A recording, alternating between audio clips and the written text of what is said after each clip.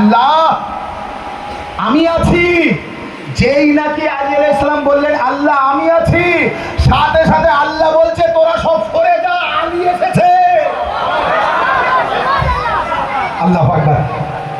তোরা সরে যা, আর কারোর দরকার নেই, আলী এসে গিয়েছে। খায়বারের যুদ্ধে 39 দিন অপেক্ষা ছিল। 39 দিনের মাথায় যেই রাসূলুল্লাহ নাদে আলী পড়েছে, আলী ময়দানে পৌঁছে গিয়েছে। রাসূলুল্লাহ বলছে তোরা সরে যা, আলী এসেছে।